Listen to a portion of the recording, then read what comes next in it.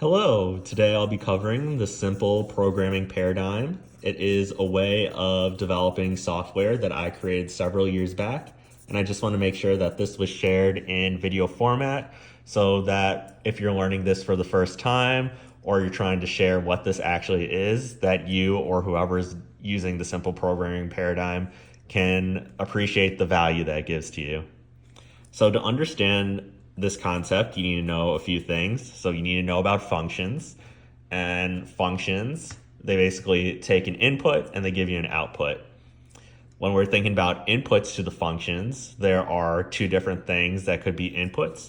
There could be simple variables. We'll just call them A, B, and C here. So you can think of things like numbers or pieces of text or other objects.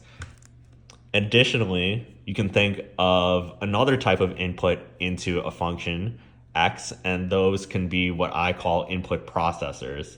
So what I mean by input processors is they could be other functions, such as a g of x, or they could be a grouping of functions. Let's call this h, and within h, we can have I of x or j of x. And when you're thinking of something like H, think of things like other classes or structs, basically any type of container that contains other functions. And so going back to f of x, when you're thinking of a function, you think of, this syntax with the curly braces. You have your code in here. And then you have stuff like loops in here as well. But basically, whenever you think of a function, you open up your text editor and it's just, you read it top to bottom. So to fully leverage the fact that we write code top to bottom, what the simple programming paradigm tells you to do is if you're using something like this g of x, or if you're using something like h, basically the way that you use these input processors also should read from top to bottom. And so let's say we use g of x here, and then let's say we use h, we'll go into h and we use I of x. Or we can even go above this and we can use h of j of x. But essentially, all of the input processors that you use, they need to form a simple curve, and that is why this is called the simple programming paradigm. And what a simple curve is in mathematics is it is either something like a line or it is something that connects together like this, like a circle. And so this simple curve goes in a single direction. We can see here that this is a simple curve that goes in a single direction where we used g first and then we used h second. And this is an example of a simple curve. An example of something that isn't simple is, let's say we had something like e of x. And something that wouldn't be simple is, let's say we threw e of x in here and then we threw g of x over here. And so what this would look like is we have g, we have h, and then we have e. And then when you try to connect them together, then you would have something like, and I'm going to throw one more e of x in there. So we go from g, we go to e, then we go to h, then we go back to e, and then we go back to g. Because functions are composed, so this is very confusing, right? As compared to, let's say we took out this e right here in the middle,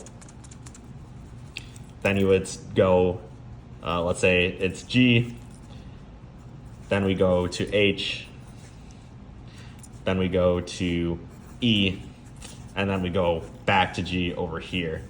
And so the reason this is a lot simpler to maintain and basically to write code is that whenever you're writing code, when you're writing this function, you want to make sure that you're maximizing the value of what this function provides. And what I mean maximizing value in this case, basically what I'm saying is the code at the top and the code at the bottom, that is your base case. That is the case that the code is normally run at the majority of the time. So I usually view like the base case as kind of like this trunk of a tree. And then as you go down this tree, you might split up into different branches, which are edge cases. So these branches are looking pretty weird, but work with me here. And so whenever you're testing your code or you're editing the code to add new pieces of functionality, instead of having to navigate something that is like this simple curve, if it's something like the straight line or whether it is a circle, you can start at the different places where the code branches off. So when you're, let's say you need to add something in between this h of x and e of x, you can insert a new function in here. We'll call this f of x. And then you can see within the simple curve, h is between e, so we literally just throw f right here. If you try to throw f in this non-simple curve, you would have like no idea where to toss it, simply because you'd have to basically navigate through the entire path instead of just looking at it from a glance. And this is kind of abstract because this isn't a picture view, but if we were to thinking about what a developer does day to day when they're actually coding, f of x is another input processor to f of x, and that input processor is an input. And when you think of inputs to a function, one of the things that you might think of is unit testing mocks, because what mocks do are basically simulate the fact that you have these external functions that you aren't testing, and then returning like a mock output for that function. And so let's say we're throwing an f of x here. You throw f of x into the base branch here, and so it doesn't break any of your test cases because that base branch is the most stable part of your testing code base, and it keeps it, it makes it so that when you're testing your code, the only things that might change are the branches, and these branches are so small compared to the entirety of the code base.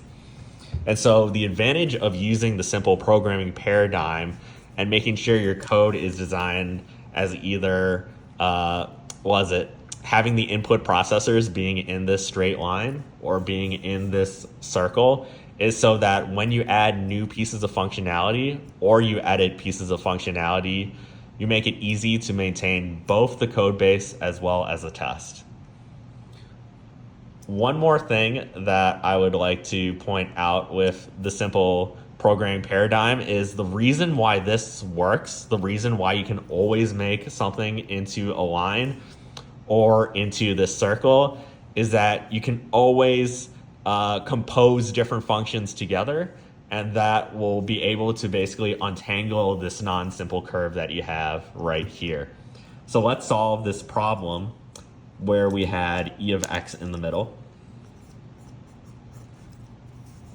And there's multiple ways you could have done this, but let's say an easy way of abstracting this out is that instead of having e of x stand alone by itself, what we could have done is we could have composed e of x as part of a different function. Let's call it, I'm just gonna use y because y just stands out a little bit more. We could have had this function y of x that had e of x in it as well as these calls to j or h. So let's just call this e of x.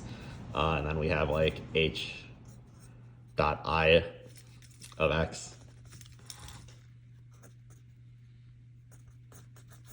And then we had h of j of x. And so what we could have done is we could have composed the e of x calls and the h of x calls into this y. And within this function, we could have instead just called y of x directly. And then in this case, now we know f of x is the composite of g. It is the composite of y. It is the composite of f.